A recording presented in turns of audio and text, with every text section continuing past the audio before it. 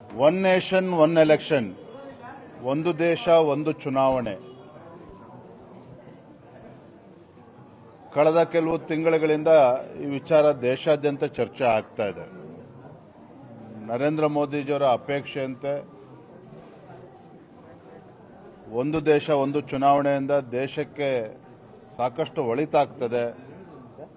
ಆ ನಿಟ್ಟಿನಲ್ಲಿ ಒಂದು ಜನಾಭಿಪ್ರಾಯಗಳನ್ನು ಕೂಡ ತೆಗೆದುಕೊಳ್ಳಬೇಕು ಅನ್ನುವ ಒಂದು ಸದುದ್ದೇಶ ಇಟ್ಕೊಂಡು ದೇಶಾದ್ಯಂತ ಈ ರೀತಿ ಒಂದು ಕಾರ್ಯಕ್ರಮಗಳು ನಡೀತಾ ಇದೆ. ಅದೇ ರೀತಿಯಲ್ಲಿ ಇವತ್ತು ಬೆಂಗಳೂರಿನಲ್ಲೂ ಸಹ ನಮ್ಮ ರಾಷ್ಟ್ರೀಯ ವಕ್ತಾರರಾಗಿರ್ತಕ್ಕಂಥ ಗೌರವ್ ಭಾಟಿಯಾಜಿ ಅವರು, ದಕ್ಷಿಣ ಭಾರತದಲ್ಲಿ ಒನ್ ನೇಷನ್ ಒನ್ ಎಲೆಕ್ಷನ್ ಉಸ್ತುವಾರಿಯನ್ನು ಹೊತ್ತಿರ್ತಕ್ಕಂಥ ನಮ್ಮ ಯುವ ಮುಖಂಡರಾಗಿರ್ತಕ್ಕಂಥ ಅನಿಲ್ ಆಂಟೋನಿ ಅವರು ಕೂಡ ಬಂದಿದ್ದಾರೆ.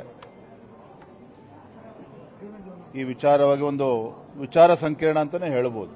ಆ ರೀತಿ ಒಂದು ಕಾರ್ಯಕ್ರಮ ಇವತ್ತು ನಮ್ಮ ಪಕ್ಷದಿಂದ ಇವತ್ತು ಆಯೋಜನೆ ಮಾಡಿದ್ದಾರೆ. ಹಂಗೆ ನಮ್ಮ ರಾಷ್ಟ್ರೀಯ ನಾಯಕರು ಎಲ್ಲರೂ ಕೂಡ ಇವತ್ತು ಸಭೆಗೆ ಬಂದಿದ್ದಾರೆ. ಸರ್, ಬ್ಯಾಲೆಟ್ ಸಂಬಂಧಪಟ್ಟಂತೆ ಬಿಜೆಪಿ ಮುಂದೆ ಯಾವ ರೀತಿ ಹೋರಾಟ ರೂಪಿಸ್ತಾ ಇದೆ ಅಂತ, ಈ ಒಂದು ರೀತಿಯಲ್ಲಿ ಸೈಲೆಂಟ್ ಆಗಿದೆ ಬಿಜೆಪಿ ಅನ್ನೋ ತರ ಕಾಣಿಸ್ತಾ ಇದೆ ಬ್ಯಾಲೆಟ್ ಪೇಪರ್. ಬ್ಯಾಲೆಟ್ ಪೇಪರ್ ಇವತ್ತು ಯಾಕೆ ಕಾಂಗ್ರೆಸ್ ಪಕ್ಷಕ್ಕೆ ನೆನಪಾಗಿದೆ ಅಂತೇಳಿ ಸಿದ್ದರಾಮಯ್ಯನವರು, ಡಿ ಕೆ ಶಿವಕುಮಾರ್ ಅವರು ಹೇಳಬೇಕು. ನಾನು ಮೊನ್ನೆ ದಿನ ಸ್ಪಷ್ಟವಾಗಿ ಹೇಳಿದ್ದೇನೆ,